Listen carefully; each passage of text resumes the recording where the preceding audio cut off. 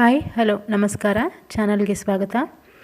ಯಾರೆಲ್ಲ ಸಬ್ಸ್ಕ್ರೈಬ್ ಮಾಡದೆ ವಿಡಿಯೋ ನೋಡ್ತಾ ಇದ್ದೀರಾ, ಪ್ಲೀಸ್ ಸಬ್ಸ್ಕ್ರೈಬ್ ಮಾಡಿಕೊಡಿ ಅಂತ ಹೇಳ್ತಾ, ವಿಡಿಯೋಗೆ ಒಂದು ಲೈಕ್ ಹಾಕೋಕ್ಕೆ ಮರಿಬೇಡಿ ಅಂತ ಹೇಳ್ತಾ, ಇವತ್ತಿನ ವಿಡಿಯೋ ಏನು ಅಂತ ನೋಡೋಣ. ಇವತ್ತಿನ ವಿಡಿಯೋ ಒಂದು ರಿಕ್ವೆಸ್ಟೆಡ್ ವಿಡಿಯೋ, ಗುರು ರಾಘವೇಂದ್ರರ ಬಗ್ಗೆ. ಇಂತಹ ಮಹಾ ತಪಸ್ವಿಗಳ ಬಗ್ಗೆ ಮಾತಾಡೋಕ್ಕೆ ಎಷ್ಟರ ಮಟ್ಟಿಗೆ ಸಾಧ್ಯವಾಗುತ್ತೆ ಅಂತ ಗೊತ್ತಿಲ್ಲ, ಆದರೂ ಪ್ರಯತ್ನ ಮಾಡ್ತೀನಿ. ಓಂ ಶ್ರೀ ಗುರುಭ್ಯೋ ನಮಃ ಅಂತ ಹೇಳ್ತಾ ವಿಡಿಯೋ ಶುರು ಮಾಡೋಣ. ವಿಡಿಯೋ ಸ್ಕಿಪ್ ಮಾಡದೆ ಪೂರ್ತಿ ನೋಡಿ. ನಮ್ಮ ಜೀವನದಲ್ಲಿ ಗುರು ಅಂದರೆ ಕೇವಲ ಒಬ್ಬ ಶಿಕ್ಷಕ ಅಲ್ಲ, ಅದು ಅಂಧಕಾರದಿಂದ ಬೆಳಕಿಗೆ ಕರೆದೊಯ್ಯುವ ತತ್ವ. ಆ ತತ್ವದ ಅತ್ಯುನ್ನತ ರೂಪವೇ ಶ್ರೀ ಗುರು ರಾಘವೇಂದ್ರ ಸ್ವಾಮಿಗಳು. ಗುರು ರಾಘವೇಂದ್ರರು ಮಧ್ವಾಚಾರ್ಯರ ಪರಂಪರೆಯ ಅವತಾರ, ಪರಮ ತಪಸ್ವಿಯವರು ಹಾಗೂ ಕಾಲಾತೀತ ಶಕ್ತಿಯ ಪ್ರತಿರೂಪ. ಅವರು ಮಾನವನಿಂದ ಮಹಾಮಂತ್ರ ಶಕ್ತಿಯಾಗುವವರೆಗೂ ಸಾಧನೆ ಮಾಡಿದವರು. ತಪಸ್ಸಿನ ಆಳವಾದ ಅರ್ಥ ಏನು ಅಂತ ನೋಡೋದಾದರೆ, ತಪಸ್ಸು ಎಂದರೆ ಕೇವಲ ಉಪವಾಸ ಅಥವಾ ಧ್ಯಾನ ಅಲ್ಲ, ಅದು ಆತ್ಮದ ಕಂಪನವನ್ನು ಬ್ರಹ್ಮಾಂಡದ ಕಂಪನದ ಜೊತೆ ಒಂದು ಮಾಡುವ ಕ್ರಿಯೆ. ಇನ್ನು ಸಾಮಾನ್ಯ ಭಾಷೆಯಲ್ಲಿ ಹೇಳೋದಾದರೆ, ಆತ್ಮದ ಫ್ರೀಕ್ವೆನ್ಸಿಯನ್ನು ಬ್ರಹ್ಮಾಂಡದ ಫ್ರೀಕ್ವೆನ್ಸಿ ಜೊತೆ ಟ್ಯೂನ್ ಮಾಡೋದು. ಈಗ ರೇಡಿಯೋ ಸ್ಟೇಷನ್ಗೆ ನಮಗೆ ಯಾವುದು ಬೇಕೋ ಅದನ್ನು ಕರೆಕ್ಟಾಗಿ ಅಡ್ಜಸ್ಟ್ ಮಾಡಿದರೆ ಮಾತ್ರ ಕರೆಕ್ಟಾಗಿ ಸೌಂಡು ಕ್ವಾಲಿಟಿ ಎಲ್ಲ ಸಿಗೋದು ಅಲ್ವಾ, ಹಾಗೆ ಇದು ಕೂಡ. ಗುರು ರಾಘವೇಂದ್ರ ಸ್ವಾಮಿಗಳು ತಮ್ಮ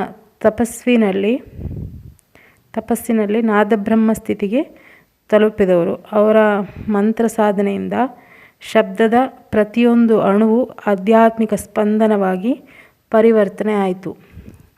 ಯಾರೇ ಆಗಲಿ ಓಂ ಶ್ರೀ ರಾಘವೇಂದ್ರಾಯ ನಮಃ ಎಂದು ಭಕ್ತಿಯಿಂದ ಉಚ್ಚರಿಸಿದರೆ ಆ ಶಬ್ದದ ಆಳದಲ್ಲಿ ಅವರ ತಪಸ್ಸಿನ ಶಕ್ತಿ ಸ್ಪಂದಿಸುತ್ತೆ. ಆದ ಕಾರಣ ಅವರು ಜೀವಂತ ಗುರುತತ್ವವಾಗಿ ಬ್ರಹ್ಮಾಂಡದಲ್ಲಿ ಲೀನವಾಗಿದ್ದಾರೆ. ಇನ್ನು ಮಂತ್ರಾಲಯ, ಆ ಪುಣ್ಯಕ್ಷೇತ್ರದ ಬಗ್ಗೆ ಹೇಳೋದಾದರೆ, ಮಂತ್ರಾಲಯದಲ್ಲಿರುವ ಬೃಂದಾವನ ಕೇವಲ ಸಮಾಧಿ ಅಲ್ಲ, ಅದು ಚೈತನ್ಯ ಕ್ಷೇತ್ರ. ಅಲ್ಲಿ ಪ್ರತಿದಿನ ಲಕ್ಷಾಂತರ ಭಕ್ತರು ರಾಯರ ಆಶೀರ್ವಾದ ಪಡೆಯಲು ಬರ್ತಾರೆ. ಆದರೆ ಆ ಶಕ್ತಿ ವಾಸ್ತವವಾಗಿ ಹೇಗೆ ಕೆಲಸ ಮಾಡುತ್ತೆ ಅದು ಸಂಕಲ್ಪ ಶಕ್ತಿಯಿಂದ.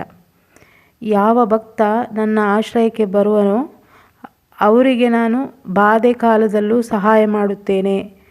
ಈ ಒಂದು ವಾಕ್ಯವೇ ಅವರ ತಪಸ್ಸಿನ ಕಂಪನವನ್ನು ಶಾಶ್ವತಗೊಳಿಸಿತು. ಗುರು ಎಂದರೆ ದೇವರ ಶಕ್ತಿ ಮಾನವ ರೂಪದಲ್ಲಿ ತೋರಿಕೊಳ್ಳುವ ಪ್ರತಿರೂಪ. ಗುರು ರಾಘವೇಂದ್ರ ಸ್ವಾಮಿಗಳಲ್ಲಿ ದಯೆ ಮತ್ತು ಸಂರಕ್ಷಣೆ ರೂಪದಲ್ಲಿ ವ್ಯಕ್ತವಾಯಿತು. ಗುರು ತತ್ವದಲ್ಲಿ 3 ಹಂತಗಳಿವೆ.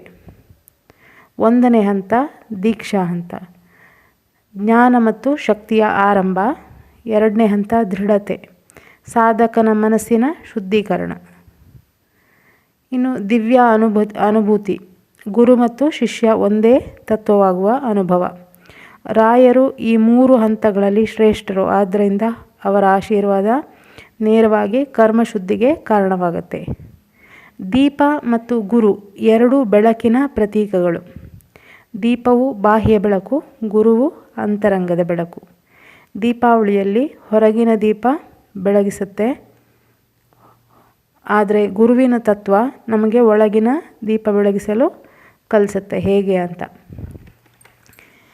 ಗುರುವು ಹೇಳಿದಂತೆ ನಿನ್ನೊಳಗಿನ ಭಯ, ಕೋಪ, ಸಂಶಯಗಳು ನಿಜವಾದ ಅಂಧಕಾರ, ಅದನ್ನು ಭಕ್ತಿ ಮತ್ತು ಜ್ಞಾನದಿಂದ ಕರಗಿಸು.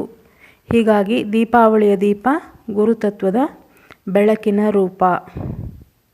ದೀಪಾವಳಿಯ ಲೇಪನ, ಶುದ್ಧೀಕರಣ ಮತ್ತು ಹೊಸ ಆರಂಭದ ಹಬ್ಬ. ಮತ್ತು ಹೊಸ ಅಂದರೆ ಹೇಳಿದ್ದೆಲ್ಲ ಪ್ರಿವಿಯಸ್ ವಿಡಿಯೋದಲ್ಲಿ, ಹೊಸ ಹಣದ ಹರಿವಿಗೆ ಇದೊಂದು ಕಾಲ ಅಂತೇಳಿ. ಇದನ್ನೇ ಗುರು ರಾಘವೇಂದ್ರ ಸ್ವಾಮಿಯ ತಪಸ್ಸು ತೋರಿಸುತ್ತೆ. ಅವರು ತಮ್ಮ ಮನಸ್ಸು ಮತ್ತು ಆತ್ಮವನ್ನು ಪೂರ್ಣ ಶುದ್ಧಗೊಳಿಸಿ ದೇವರ ತೇಜಸ್ಸಿನಲ್ಲಿ ಲೀನವಾದವರು. ಓಂ ಶ್ರೀ ರಾಘವೇಂದ್ರಾಯ ನಮಃ ಈ ಮಂತ್ರವನ್ನು ದೀಪಾವಳಿ ದಿವಸ ದೀಪ ಬೆಳಗಿಸುವಾಗ ಹೇಳಿದರೆ, ಆ ದೀಪ ಕೇವಲ ಬೆಳಕು ನೀಡುವುದಲ್ಲ, ಅದು ಆತ್ಮದ ರಕ್ಷಣಾ ವಲಯ ನಿರ್ಮಿಸುತ್ತೆ. ದೀಪಾವಳಿ ದಿನ ಗುರು ಆಶೀರ್ವಾದ ಪಡೆಯುವ ವಿಧಾನ ಹೇಗೆ ಅಂದರೆ, ದೀಪಾವಳಿಯಲ್ಲಿ ದೀಪ ಹಚ್ತೀರಲ್ಲ, ಆ ಬತ್ತಿಗೆ ಸ್ವಲ್ಪ ಅರಿಶಿನವನ್ನು ಆ ಬತ್ತಿ ಇದಕ್ಕೆ ಹಚ್ಚಬೇಕು, ಹಳದಿ ಬಣ್ಣ ಬರೋ ಹಾಗೆ. ಅಂದರೆ ಬಿಳಿ ಬಣ್ಣ ಇರುತ್ತಲ್ಲ ಬತ್ತಿ, ಅದು ಹಳದಿ ಬಣ್ಣ ಬರೋ ಹಾಗೆ ಅರಿಶಿನ ಹಚ್ಚಿ, ಆಮೇಲೆ ದೀಪಕ್ಕೆ ಆ ಬತ್ತಿಯನ್ನು ಹಾಕಿ, ಆಮೇಲೆ ಅದನ್ನು ಹಚ್ಚಿದರೆ ಗುರು ಕೃಪೆ ಬೇಗ ಸಿಗುತ್ತೆ ಅಂತ ಹೇಳ್ತಾರೆ. ಇನ್ನೊಂದು ಸಣ್ಣ ವಿಚಾರ, ತೋರು ಬೆರಳಿನ ಕೆಳಗಡೆ ದಿನನಿತ್ಯ ಸ್ವಲ್ಪ ಅರಿಶಿನ ಸವರೋದ್ರಿಂದ ಗುರು ರಕ್ಷೆ ನಿಮ್ಮ ಮೇಲೆ ಸದಾ ಇರುತ್ತೆ ಅಂತ ಅದನ್ನು ಒಂದು ರೆಮಿಡಿ ಥರ ಹೇಳ್ತಾರೆ. ಗುರುತತ್ವ ಮತ್ತು ಲಕ್ಷ್ಮೀ ತತ್ವ ಒಂದೇ ಮೂಲದಿಂದ ಹರಡುತ್ತೆ. ಒಬ್ಬ ಶಿಷ್ಯನ ಮನಸ್ಸು ಶುದ್ಧವಾಗಿದ್ದಾಗ ಮಾತ್ರ ಲಕ್ಷ್ಮಿ ಸ್ಥಿರವಾಗುತ್ತೆ. ಮನಸ್ಸಿಗೂ ಲಕ್ಷ್ಮಿಗೂ ನೇರ ಸಂಬಂಧ ಇದೆ ಅಂತ ಲಕ್ಷ್ಮಿಯ ಬಗ್ಗೆ ಮಾಡಿದ ವಿಡಿಯೋದಲ್ಲಿ ಹೇಳಿದ್ದೆ. ಆ ವಿಡಿಯೋ ನೋಡಿಲ್ಲ ಅಂದರೆ ಒಂದು ಸಲ ನೋಡಿ. ಮನಸ್ಸು ಗುರು ರಾಘವೇಂದ್ರ ಸ್ವಾಮಿಯ ಕೃಪೆಯಿಂದ ಆ ಶಕ್ತಿ ನೈತಿಕ ಸಂಪತ್ತು ರೂಪದಲ್ಲಿ ಬರುತ್ತೆ. ಅದೇ ನಿಜವಾದ ಐಶ್ವರ್ಯ. ಇನ್ನು ನಿಮಗೆಲ್ಲ ಗೊತ್ತಿರುವ ಶ್ಲೋಕ, ಇದರ ಅರ್ಥ ಏನು ಅಂತ ನೋಡೋಣ. ಪೂಜ್ಯಾಯ, ಪೂಜಿಸಲ್ಪಡುವವರಿಗೆ, ರಾಘವೇಂದ್ರಾಯ, ಶ್ರೀ ರಾಘವೇಂದ್ರ ಸ್ವಾಮಿಗೆ, ಸತ್ಯ ಧರ್ಮ ರಥಾಯ ಚ, ಸತ್ಯ ಮತ್ತು ಧರ್ಮದಲ್ಲಿ ಇರುವವರಿಗೆ, ಭಜತಾಂ ಕಲ್ಪವೃಕ್ಷಾಯ, ಭಕ್ತರ ಎಲ್ಲ ಇಚ್ಛೆಗಳನ್ನು ಪೂರೈಸುವ ಕಲ್ಪವೃಕ್ಷದಂತೆ ಇರುವವರಿಗೆ, ನಮತಾಂ ಕಾಮಧೇನವೇ, ನಮಸ್ಕರಿಸುವ ಇದನ್ನು ಈ ಥರ ಇರುವವರಿಗೆ ನಮಸ್ಕರಿಸ್ತೇನೆ ಅಂತ ಹೇಳುವಂಥ ಅರ್ಥ ಇದರದ್ದು. ಎಲ್ಲ ಇಷ್ಟಾರ್ಥಗಳನ್ನು ನೆರವೇರಿಸುವ ಕಾಮಧೇನುವಿನಂತೆ ಇರುವವರಿಗೆ ನಮಸ್ಕಾರ ಎಂಬ ಅರ್ಥ ಇದರದ್ದು. ಈ ಶ್ಲೋಕ ಕೇವಲ ಪ್ರಾರ್ಥನೆಯಲ್ಲ, ಅದು ಗುರುತತ್ವದ ಸ್ತುತಿ. ರಾಘವೇಂದ್ರ ಸ್ವಾಮಿಯನ್ನು ಇಲ್ಲಿ ಕಲ್ಪವೃಕ್ಷ ಮತ್ತು ಕೇಳಿದ್ದೆಲ್ಲ ಕೊಡುವ ಕಾಮಧೇನುವಿನ ರೂಪದಲ್ಲಿ ಚಿತ್ರಿಸಲಾಗಿದೆ. ಹೀಗೆ ರಾಘವೇಂದ್ರ ಸ್ವಾಮಿಯ ಫೋಟೋದಲ್ಲಿ ಕಾಮಧೇನುವಿನ ಚಿತ್ರ ಕೂಡ ಇರುವುದನ್ನು ನೀವೆಲ್ಲ ಗಮನಿಸಿರ್ತೀರಲ್ವ. ಇದರ ಭಾವಾರ್ಥ ಕೂಡ ಹೀಗೆ, ಕೇಳಿದ್ದ ಇಷ್ಟಾರ್ಥಗಳನ್ನೆಲ್ಲ ನೆರವೇರಿಸುವ ಆ ಮಹಾ ತಪಸ್ವಿ ರಾಯರು ಅಂತ ಅರ್ಥ. ರಾಯರ ಬಗ್ಗೆ ಮಾತಾಡೋಕ್ಕೆ ಇಷ್ಟು ಸಣ್ಣ ವಿಡಿಯೋದಲ್ಲಿ ಸಾಧ್ಯ ಇಲ್ಲ.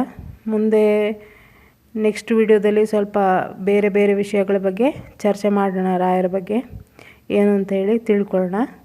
ಮುಂದಿನ ವಿಡಿಯೋದಲ್ಲಿ ಸಿಗ್ತೀನಿ. Thank you for watching.